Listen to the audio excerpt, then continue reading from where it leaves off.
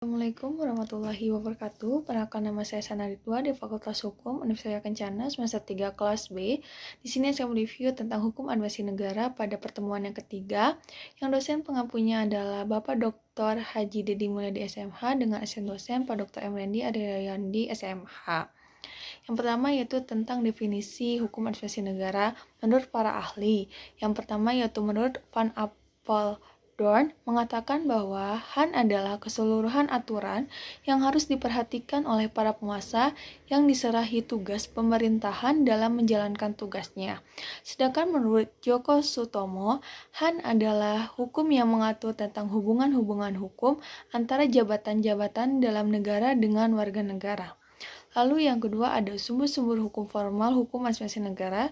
Yang pertama yaitu undang-undang, yang kedua praktik administrasi negara atau konvensi administrasi negara sebagai kebiasaan dalam praktek.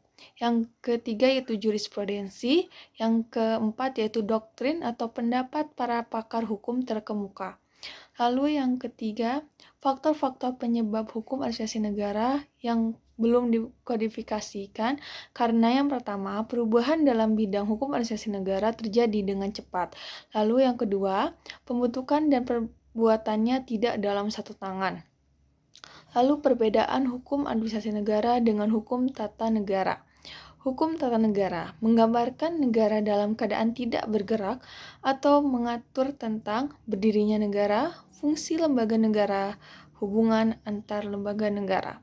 Sedangkan hukum administrasi negara menggambarkan negara dalam keadaan bergerak, yakni aturan yang harus diperhatikan oleh kelengkapan negara dan pemerintahan dalam menjalankan kekuasaan. Selain itu, hukum tata negara fokus terhadap konstitusi daripada negara sebagai keseluruhan, sedangkan hukum administrasi negara menitik beratkan perhatian secara khas kepada administrasi saja daripada negara. Lalu, hukum tata negara menyinggung dasar-dasar daripada negara, sedangkan hukum administrasi negara mengenai pelaksanaan tekniknya. Lalu, hubungan hukum administrasi negara dengan hukum tata negara.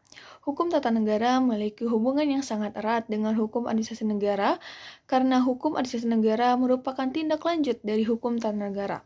Artinya, tugas dan wewenang fungsi jabatan badan administrasi dijalankan diatur dalam hukum administrasi negara.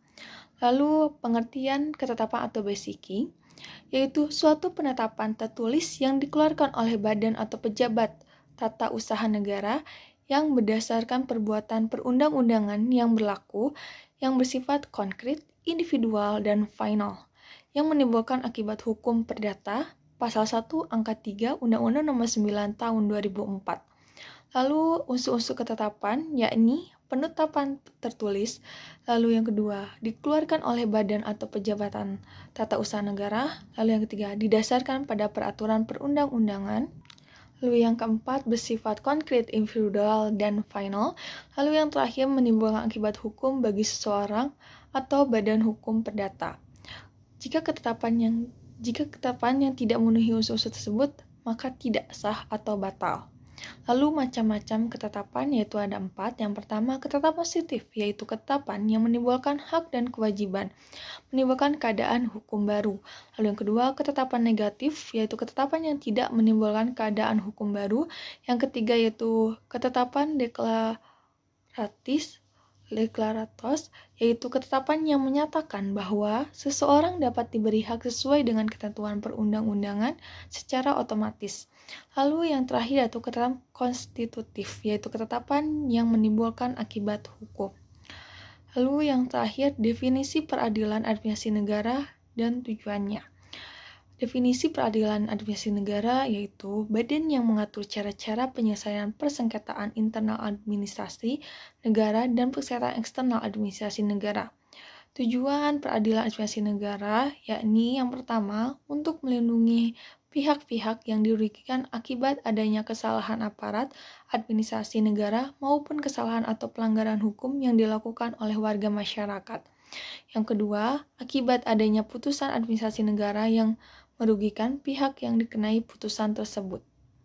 Sekian dari saya, maaf karena banyak kekurangan. Wabillahi taufiq wal hidayah. Assalamualaikum warahmatullahi wabarakatuh.